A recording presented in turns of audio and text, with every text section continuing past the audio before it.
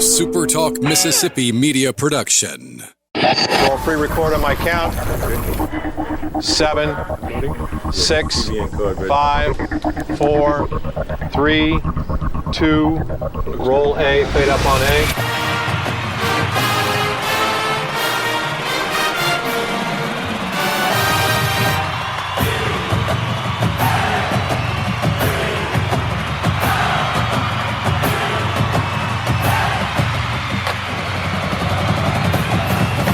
Southern Miss to the top. You're tuned in to the Eagle Hour. Okay, let's go. SuperTalk Eagle Hour is back on the air from the Southern Bancorp studio here in Hattiesburg. Bob, Kelly, Dima, all with you today. And, of course, we appreciate our good friends at Southern Bancorp. Opening segment sponsored today by Dickey's Barbecue Pit, which is a great place to take your family for a wonderful meal tonight and cater this weekend's activities, whatever they may be, at your church, your business, your home. Upcoming baseball series, a couple of them left here at the Pete, and you can always call on Dickey's for a great catering experience. Daniel Stewart is going to join us, our baseball analyst, in the next few minutes. We're going to hear from Joey Urban today, and also we're going to find out who's mad at Dima Mixon today, Kelly. That would be the question of the day. Yeah, well, we've got kind of a Wheel of Fortune thing here in the studio where we just spin it. Yeah. There's about 50 different names that could come. Yeah, which burner account comes up first? Yeah. Who have you ticked off since I last saw you, Dima? Probably my wife. Well, that's all the time, but I mean all the time. Now, these burner accounts are people that are real people. They just I don't know if they're real people. It could be AI. Oh, okay. I got you. Daniel Stewart never makes anybody mad, but he told us today he can't stay the whole hour. He actually has to work today instead of hanging out with us. Wait a minute. Hours, Kelly. I was going to say he's a banker. What does working mean? What is that? Oh, I forgot they're a sponsor, right? Yes. Yeah. Well, they were, and thanks to you, they were a sponsor, Kelly. They were a hell of a good sponsor till you opened your mouth again, Santa. Do you know my mouth gets me in trouble at times? It gets me in trouble. Does that surprise you? Yeah, I'm not worried about you. You're just guilty by association. That's all. I guess so.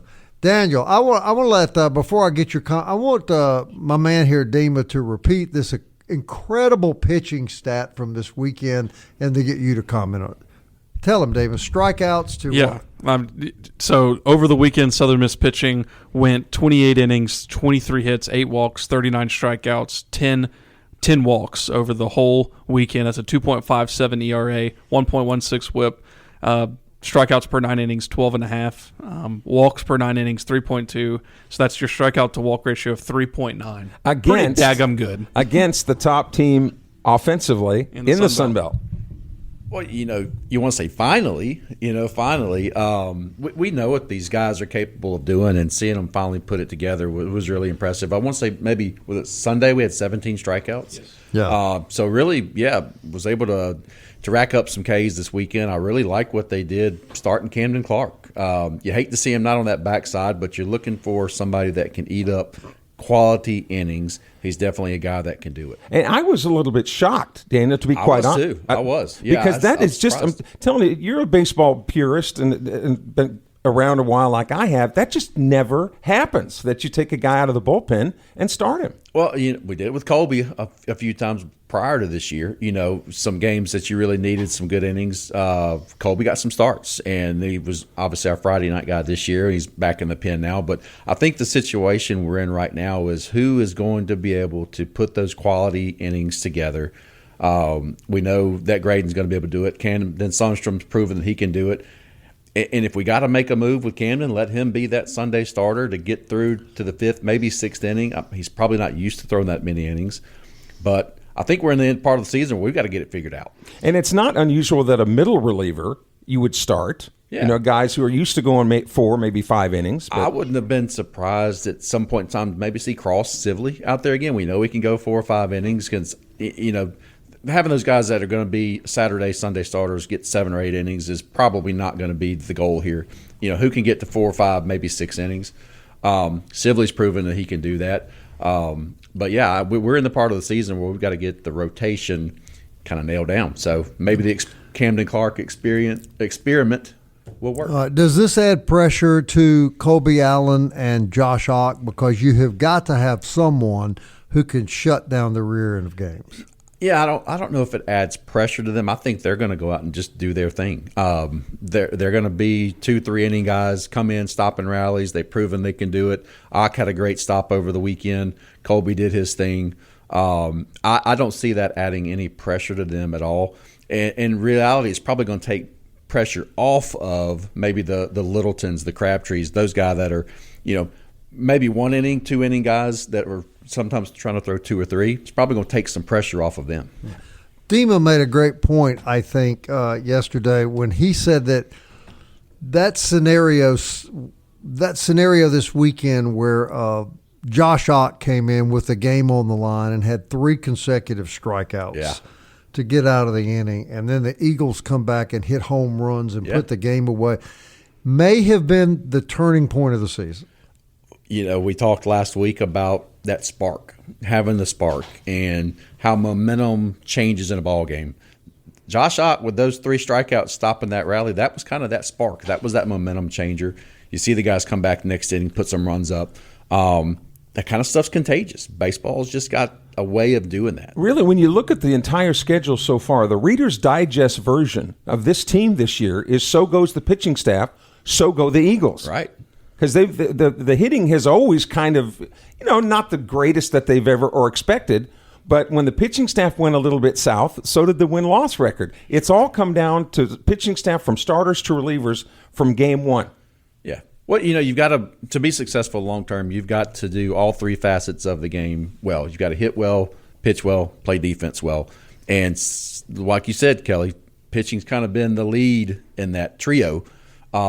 So we see the pitching does good, shut down a team. I mean, Texas State was no slouch. They were second in the conference. So what we did was probably going to be, we're going to look back and say this was the weekend that changed our season. David, you believe that strongly, don't you? Yeah, they just have to go do it. I mean, that's kind of the thing. Starting tonight. Yeah, it's definitely the start. If they want momentum, they got it right now. And like you said, it starts tonight against Tulane, who we've seen before. None of these midweeks are easy. Southern Miss has already lost 2 of these types of games to Nichols and Southeastern Louisiana. Tulane is an American team that's a Division I team. They've won the American a few years. They've gotten to the tournament. This is no pushover tonight by the Green Wave. I think they're top 50 in the nation, actually, in runs given up per game. So they have a really good pitching staff. So it's something to monitor, of course, because I think Kelly just made a great point that we talked so much about the hitting over that stretch, and I kind of was pointing it out a little bit, but the conference pitching numbers weren't great. And so even with the hitting being, struggling at times, it wasn't like Southern Miss was getting beat 10-2 each night, or whatever it was. It was just their pitching staff just gave up 2 big innings at the very end, So if they can clean up that, I mean, like we've said, kind of to the start of the season, if 5 runs is still kind of that number that if you can get over that, you feel pretty good. And even as a fan, the whole idea of South Alabama in any sport just gives me the heebie-jeebies because we just don't. It's just something weird about them that on paper we ought to club them and everything. Can you identify a heebie-jeebie? I don't know if I want him to. You're an old school guy. I tell you what, never mind, Kelly. Yeah, you're an old school guy. Thank you, Dave. Thank you for reminding me the dangerous road I was about to go down there. How about the creeps? No, I don't want to know about creeps. Okay. No, I don't want to hear you say anything about creeps. Let's just mute his mic. Yeah, let's just move on. Daniel, analyze the pitching performance you saw out of Camden. Out of Clark. Yeah, Camden Clark. Yeah, going from closer to starter. Well, you kind of always wonder in the back of your head is, you got a guy used to throwing 1 inning, maybe 2. He's been able to prepare the whole game for that final situation to close the game out. How does he mentally transition and physically transition to a starter role? Is he mentally going to be able to prepare, and is he physically going to be able to last? And I think he proved that he could do it. And, he's obviously talented. You throw a 95, 96, you're going to throw it by some people. He was able to pretty much be dominant from his inning 1 to inning 5. Yeah. And a minute left, I do want to get your thoughts because I know you have to leave. How much more comfortable does Colby Allen look back as a reliever? He looks like himself. When he was starting those Friday night games, you could just tell something was a little different. Back in that closer role, he comes out. There's a pep in his step. He looks so comfortable. which as a fan watching the game, I'm like, okay, now I kind of wondered how this was going to go with Colby. I knew he's talented. I knew he's good. Now I know he's that shutdown guy again. He's just got it straight in his head. Can I say something about Colby? Sure. I took these stats before the Sunday games. This is before he came in last game. So this was what he was as a starter. 25 2/3 innings pitched. Had 21 strikeouts to 9 walks, about 3.1 ERA. Okay, as a reliever before the Sunday game, which I think he only gave up 1 earned run, so this wouldn't even be affected that much. 20 innings pitched as a reliever, only 5 earned runs, which 4 of those came against that in that Old Dominion where it just kind of just fell apart. 28 strikeouts to 5 walks, 2.2 ERA. I think Colby's back home. Proof is in the pudding, right? Yeah. And Graydon Harris told me yesterday, Daniel, no, you got to leave. He said it sure feels good to know that Colby Allen is behind me if the pitch count gets too high. Well, you got to feel comfortable. You got to if you're Graydon Harris, so that's good. Yeah. Go back to work. I'd love to stay, but I do. I have to go back to work. We appreciate you, buddy. Thank you, guys. All right. We'll be right back.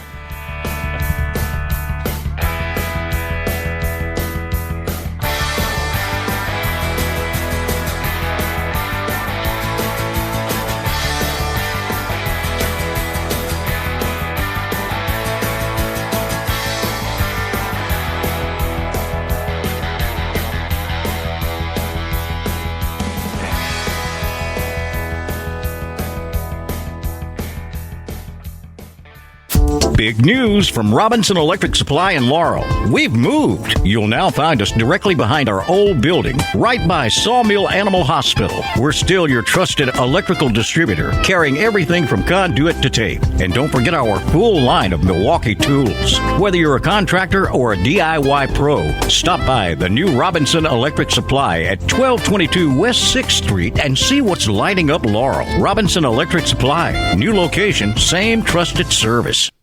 You're tuned in to the Eagle Hour. The Eagle Hour. Southern Miss to the top. I want to remind everybody about Eagle Tire West out on Highway 98 West. That's where you go for Goodyear products. Kelly knows about them. He's the Indy guy. Full service work on your car or your truck. They've been in business since 1985. It's a family-operated, owned business. Eagle Tire and Eagle Tire West, Goodyear tires, full service, big Southern Miss support. All the race guys run Goodyear, right, Kelly? And everybody wants to be a Goodyear dealer, Bob. So Goodyear can pick, really, whoever they want. Mm-hmm. So the fact that Goodyear has chosen them to represent their products should tell you about the quality of the business. It's one of those things, when you think about hamburgers, you think about McDonald's. Right. Think about soft drinks, you think about Coke. You think about tires, you think about Goodyear. At Southern Miss, because they're even called Goodyear Eagle tires. That's what they put on the. Is that what they named them? On the Indy cars, yeah. Is that what they named them after the Southern Miss Golden Eagle? I think that's a little known fact. But yeah, when they come into the pits, they'll say, taking 4 new Goodyear Eagles. And did they go Southern Miss to the top? I don't know about that, but. Tell us about Joey Urban before we hear from him. What has he meant, Dima, to the program, you think? Well, I mean, he was obviously a big part of that team last season. You could argue you'd really like him in the DH spot right now, and that's what he was last year because that lineup was just so deep a season ago. And, of course, this year he's moved to center field, trying to replace, obviously somebody he can't replace in Jake Cook in center field. But I do think he's probably the best individual hitter on the team. He just sees the ball well. He fights off pitches that are junk and takes his walks, slaps singles, hits home runs. So, I mean, without him, this team would be probably in shambles, to be fully honest, if we're going to be honest. So, he's been a really big piece to them and somebody who's been consistent ever since he's gotten here. And, I think his center field play has been okay. It's not been great by any means, but he hasn't needed to be great out there. So, talked to him yesterday afternoon, and here's our conversation with Joey Urban. Joey, first of all, congratulations on a great year, man. You're hitting the ball well. You must be seeing the ball well. How are you physically and emotionally feeling? Oh, really good. We've been through ups and downs. Myself, I've been through ups and downs. Physically I feel great. Definitely the best I've felt in all 4 years of college. I can thank Coach Mack for that. But just physically with my swing, my mindset, I can just really thank Coach Creel and all the other coaches for that. He's been getting a lot of rap for, not providing for the team. But, it's on us. It's not on him, and I think it's great how he puts me in the right mindset before every game, what I need to look for, and I think it's kind of great to see what I'm doing this year. I thought this weekend against Texas State, the front five batters really stepped up, really drove the team. That's important, isn't it? Oh yeah. I mean, when we got the top five rolling, I mean, it's pretty hard to beat us. I think it's just kind of cool to see. I think it's kind of awesome to see when 1 through 9 is rolling. I think that's pretty scary to see. But I just think it's kind of cool that this weekend we went against everyone. At that point, Texas State was ahead of us going into the weekend, and now we took back second place. So I think it's great. Can one series like that change the momentum of a ball club, or do you have to shelve that and get ready for the next game? I think it's a mixture of both. Like last year after we lost to Marshall, we kind of turned it up from then. I think just that one weekend of a sweep, I think can change the outcome. I mean, today I wouldn't say we're loose, but we're all in a great mood. And I think we kind of, at the same time, have to shelve it and kind of move on to the next one. We can't live in the past. We got to live on the future with that. So I think tomorrow night we got a good plan going into the game. So I think we can't really worry about what we did over the weekend. Just move on. You've been in the top 20. You're back in the top 20 of every major poll. You've been in the top 20, top 10 all year. Does that add pressure to the team? Does it give you confidence, or do you just blank it out? I would say it's a little bit of both. Also, we kind of blank it out because it could get in your head. Just trying to provide for, I mean, not just the school but the city of Hattiesburg to see what we did last year to host. Obviously, that's the goal, to host a regional and a super, obviously. But yeah, I think kind of mixture of both. Where we want to be in the top 25 all year, but I think our main focus is RPI with that, which at this point I think we're pretty good in RPI. So. All right, 2 years at Butler, 2 years here. It's been a long journey. What's this collegiate baseball journey been like for you? It's unbelievable. I made the move after my sophomore year, and I can't thank the coaches enough over at Butler, but I mean the coaching staff here, they really brought me in, kind of changed who I am as a person, different look on baseball, and I just think I couldn't thank these coaches enough. How have you changed, Joey? That's an interesting statement. Kind of just a different mindset at the plate. Kind of just, I mean, in the weight room I've gotten bigger. I would say bigger, faster, and stronger. Different kind of play style. At Butler I was more of, I wouldn't say doubles and singles, but I think here I'm kind of providing more with getting extra base hits, driving more runs. And I don't know, I think outside of baseball also, better at school. Just every aspect, I would say. I have to ask every senior this, and it's kind of a bad question to ask you, but you're coming down the stretch run here.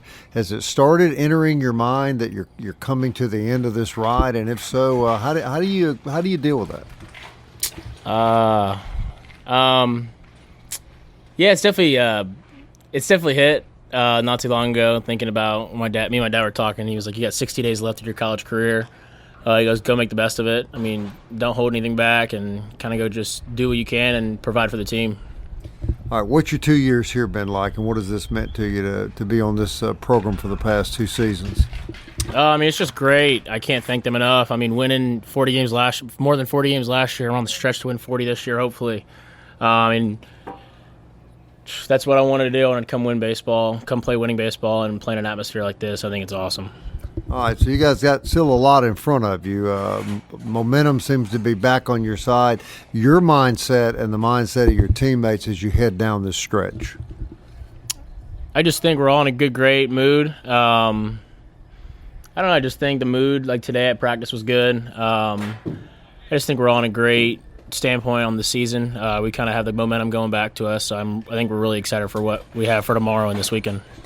Any regrets from Joey Urban at this point of his career? Absolutely none. Well, we're glad you came here, man. Best of luck to you down the stretch. Thank you. I appreciate it. Kelly, you may have noticed there that he's just rolling right along till I ask him to think about that it's coming to an end. And you couldn't see the look on his face, but, you know, it got to it. And he told me after the interview, he said, I wasn't ready for that question. I think it gets to be emotional when they start thinking about it. Yeah, because the real world awaits. Yeah. I didn't realize he was 28 years old, though, Bob, because a lot of guys now are staying in college till they're 28. No, I don't think he's 28. I don't think no, but you know, a lot of these football players are. Right. I'm joking about that. Yeah. But yeah, the you're happy in one sense, because that's what you wanted to do the day you started college, was to get that diploma and move on. But when you realize the total experience of college is over. Yeah, and the harsh reality and of the real since world. you've been a little boy, you've been a baseball player. And the thought of the potential of not being a baseball player anymore, I would suspect is a hard realization. It's and not just that, but like a lot of broadcasters, if this is all they've ever known, or movie actors who can't remember their lines anymore, it does become part of your reality, and you're afraid how you will act or how you will be without that identity. Danny Lynch brought him here, Dima, and boy, everybody owes Danny Lynch a big favor because you're right. Joey Urban, I kind of shudder to think where things may have been without him the last 2 years. He's just been a mainstay. No doubt about it. And, I thought it was really interesting what he said there. He said, when you asked him about, is there pressure with being in the top 25? And he said, well, we try to achieve, what we did last year for the city. And I thought that was very interesting because as much as they tell us that they don't look at the polls, they don't care about the polls. They do. They seem to know a lot. He was talking about his RPI being good. We've been in the top 25, all these things. And there is an added pressure there. And I just hope that they can maybe put that to the side and just go play baseball, right? Because if they just play their brand of baseball, they're going to win. They don't have to worry about the RPI or the top 25. And so honestly, when he said that was kind of like, ooh, I don't, that's kind of a little shocking. But you make a great point. These kids carry that. They know what this program means to this city. Yes. And they carry that on their shoulders. Yes, and Oz make sure they know that. And that they know that, but there's a fine line that I think Oz does so well. That's like know it and embrace it, but don't be controlled by it. The other thing that Ostrander and his staff have been able to do, which we really haven't talked a lot about, is you're not going to be able to get a lot of players coming in from other programs. So you have to be selective as to the guys you bring in. And you could say maybe one guy hasn't worked out particularly well. I'm not going to throw anybody under the bus, but generally speaking, the hand-selected players that they have brought in to fill in these spots have worked out wonderfully. I agree. And that one kid, I think part of it is the injury and the surgery that he had. Caleb Stelly, SuperTalk. Yes, and I just think it's been hard for him to overcome back surgery. Let's just be honest. I have a question about Caleb Stelly. Well, I'll ask you all on the break. Think about this, though. Should they just ride someone out in the DH spot or keep switching? Interesting question. I do have an opinion on that. We'll be right back.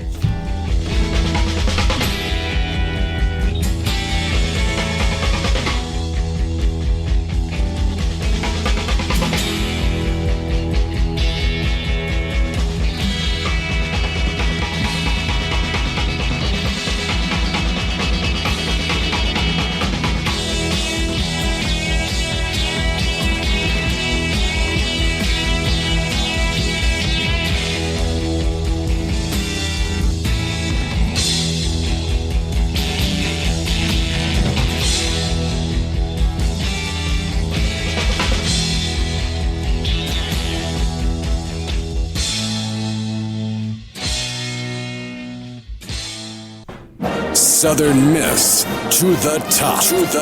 You're tuned in to the Eagle Hour. Eagle Tire West sponsors this segment of the Super Talk Eagle Hour. I want to thank them for all they do, as well as DBAT. DBAT on Hardy Street, that's where you go get your baseball, softball training. That's where you go get your physical fitness training like Kelly. Well, you're about 4 days a week down there working out, Santa? I've tuned out. As soon as you say physical fitness, Oh, I'm yeah, out. I know. He does kind of look a little pale when you say that. But if you do want to be the best you can be in your sport, they've got a program for you at DBAT.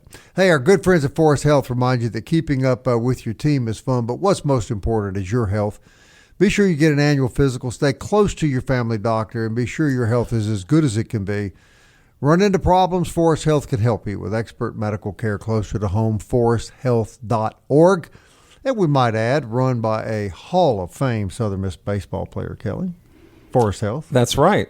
That is Jeff Cook. And prior to him, Andy, I'm trying to remember, Andy, another North Forest guy. who also played baseball at Southern Miss. Maybe that's one of the Andy Woodard. Maybe that's one of the hospitals. So good. Yeah, have to be successful with those guys there. Genesis of Hattiesburg is the official auto dealer of our program. Their sedans and SUVs are all at Mississippi's exclusive Genesis dealership. That's on Highway 98 West in Hattiesburg. Beautiful cars and great guys at Genesis of Hattiesburg. All right, don't forget about our podcast. You can hear it every day on Apple, Audible, Spotify, Stitcher, TuneIn, YouTube. Alexa or Siri will play it for you. All right, David, get back to that question you had.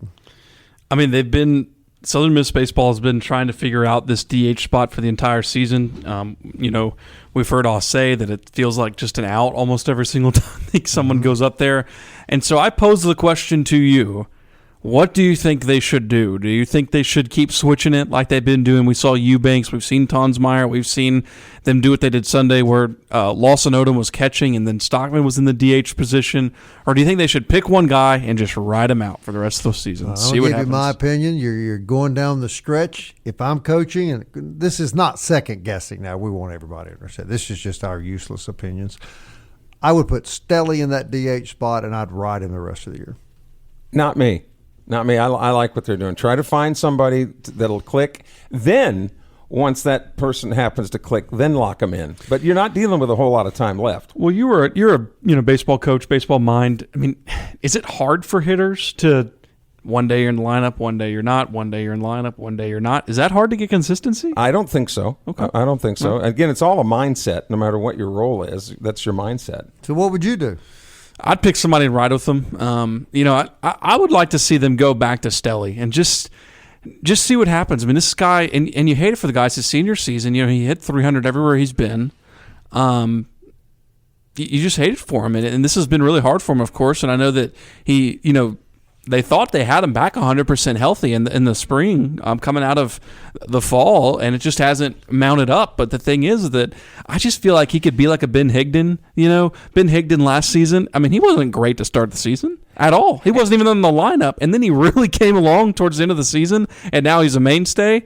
I just think that something like that, like if Caleb Stelly could just see one or two balls fall, it could shift the entire lineup. And part of the line of thinking there is based on the other performances, you're not really giving up a whole lot, even if he doesn't succeed. Right. That's right. And and there's nothing against Gray Eubanks or William Tonsmeyer, but I mean, I would say Stelly could do the same thing they're doing. He's about as done as well as they have.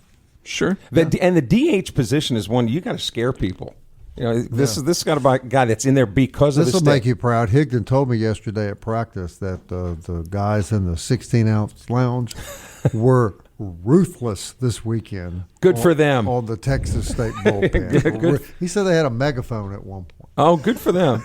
Yeah, come prepared with everything, including welcome to the Pete, including the 16-ouncers. Have we got time to deal with my question? I know we have an interview. No, we're going to run the rest of the interviews later this week. Okay. We're good. The next question for us to discuss, if the season ended today, who would you say would be the most valuable player for the Southern Miss baseball team? My answer is Camden Clark. Now, some people will say, now, how do you give an MVP award to a guy that's not in the lineup every single game? But if you look at the MVP as to what they have meant in particular situations, whether they're in the lineup or not, well, obviously they have to be in the lineup, right, to have an impact. But I think that he has had more of an impact on outcomes of games than anybody else. I would agree with Camden Clark. I think that's a great pick. You think of how many games he's come in, just kept Southern Miss ahead, and then now if he could be a starter, like the first 4 innings on Sunday were about the most dominant I've seen any starter this season. He looked good, didn't he? Yeah, and of course it kind of got away from him in the 5th, but that was to be expected, his first start. But man, I mean, he's definitely going to be the MVP in my book if he continues this trend for the starting job and then what he's done on the back end for sure. I couldn't argue with that. Who would be your offensive MVP? Dima? It would be hard to go past Urban. I mean, the thing with Urban is he's just been steady the whole year, right? And other guys have been just kind of up and down. I think another player would be Gillespie. I mean, this is a guy who was on the bench last season, and he's been a force this year. He'd be comeback player of the year. Right. Yeah, sure. Well, Morrison would get his share of votes, too, with what he's done. He'd be right there, but I'd have to go with Joey Urban. Yeah. I think he's just overall the best hitter on the lineup. Yeah, and could both agree, right? If there were a comeback player of the year, it would have to be Davis Gillespie. No doubt. I don't think that you can really understate what that says about that young man's character. Oh, 1,000%. Because in this day and age where people don't wear black and gold, they all wear green. Right, every player wears green. All they want is money, and I think that the way he came back to prove to himself and to others that he deserved to be here and deserved to be in the starting lineup. Man, what a great lesson for younger kids. And you don't think other schools said, "Hey, come over here. Sure, you won't have to sit on the bench over here." Sure. Yeah. Who wouldn't want him in their batting lineup? And again, I think that goes back to Oz has talked about culture. And the way and the guys that they've gone out and hand selected to come in here that fit that culture, I think there are ups and downs in any season, but I really like this group that Ostrander not only has on the field, but the guys that are working with him. He's the hardest hitter on the team, isn't he, Demo? Yeah, Davis. I mean, it never really appears he's swinging that hard either. He looks like my pitching wedge in a golf match, and he's hitting 450 feet. But, I went back and looked at Southern Miss's schedule just out of curiosity, and I noticed, so Southern Miss has so far played 40 games, right? 40 games total. They're 28-12. They've only played 2 teams in those first 40 games below 500. Wow. That's amazing, and they're 28-12. Really? Wow. Those 2 teams, did they New beat Orleans, them? Okay. who they walked off, and they swept North Alabama. Those are the only 2 teams who are with losing records. And then if you look ahead, the only 2 teams with losing records are your final 2 weekend series against James Madison and Georgia Southern. Tulane has a winning record, ULM has a winning record, and South Alabama all have winning. By the way, you mentioned Georgia Southern. There was talk out there that Rodney Hennon might be he's the dean of coaches in the Sun Belt. A lot of people thought that with this terrible season that Georgia Southern has had, that he was going to get the heave-ho at the end of the year. Absolutely not true. In fact, Hennon has signed through the 2031 season. See, that kind of surprises me because I've got to tell you, I don't think they're that good anymore. Well, they're certainly not this year, but I think they're 12-27 and RPI of 206. Particularly with the investments that they've made in their facilities, I think the athletic administration over there doesn't want to have to be hiring and firing coaches. So they've locked up Clay Helton in football. They've locked up the basketball coach, and now Rodney Hennon, the baseball coach, all of them through 2030. Of course, that's just paper. It's just we know how contracts are. But on paper, they've got their people for the next 4 or 5 years. Yeah.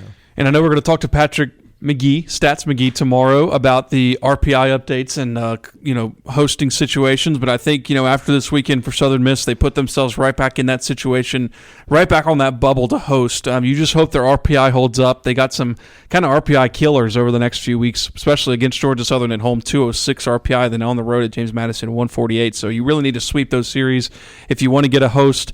D1 Baseball's Field of 64 new should come out either this afternoon or tomorrow morning. I would guess, if I'm just a guessing man, Southern Miss will be the 15 or 16 seed. So they will. I think they'll give them a host because they were right on the bubble last week. Yeah. So currently, I think Southern Miss is going to be that 16 seed. But right now, guys, if I'm a rooting for person, and I think every Southern Miss fan is going to turn off the radio when I say this, you need to be rooting for Mississippi State to start winning. Because they're right on that line too. It helps your RPI. It helps your RPI, yes, but they're right on that line too. And I'm sorry, but just me as a casual looker, I do not want any part of Mississippi State coming to Hattiesburg for a regional. No, I don't want to see any state school come here. I think that's unfair. I think you've played them twice each this year. Let them go play somebody else, and you bring some teams in that you're going to get an SEC team if you get one here. But Bob, you made an interesting point with one of the colleagues that you were talking about from LSU about how schools who have had rabid fan bases, including the Alabamas and the LSUs, people who never even went there, are big fans, but that the NIL and transfer portal stuff has changed even the fan bases. It's diluting everything. I had a former LSU coach tell me Friday afternoon, most kids grew up in this state dreaming of wearing the purple and gold on their chest. Not anymore. First question they ask is, how much? How much money are you going to give me? Yeah.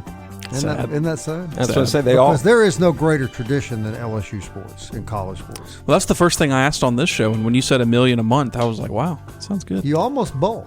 Yeah.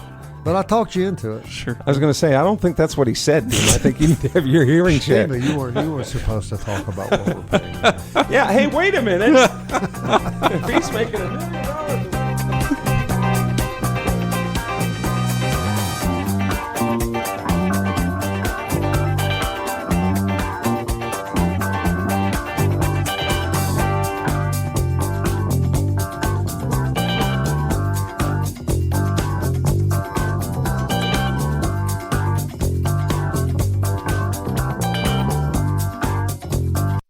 Big news from Robinson Electric Supply in Laurel. We've moved. You'll now find us directly behind our old building, right by Sawmill Animal Hospital. We're still your trusted electrical distributor, carrying everything from conduit to tape. And don't forget our full line of Milwaukee tools. Whether you're a contractor or a DIY pro, stop by the new Robinson Electric Supply at 1222 West 6th Street and see what's lighting up Laurel. Robinson Electric Supply. New location, same trusted service. The Eagle Hour. Southern Miss to the top. Hey, MCS Home Center wants to remind you that the weekend of the Monroe Baseball Series, they're going to give away, listen to me now, 2,000 MCS Southern Miss T-shirts, and you're not going to believe who's going to hand them out. My guess would be Scott Berry. He ruins everything. Ding, ding, ding, ding, ding, ding. Yes, Scott Berry will be there handing out 2,000 MCS Home Center T-shirts the weekend of the Monroe Series, so we look forward to that. And want to remind you about MCS Home Centers, where you go for all your home repair, home remodeling, gardening.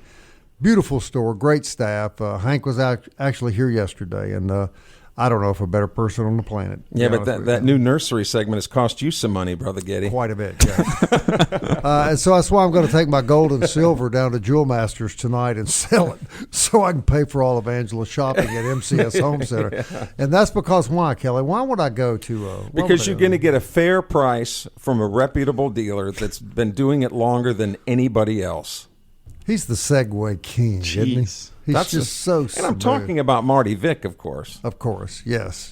Who, we talk about it frequently, but that is the place to go for your gold and silver.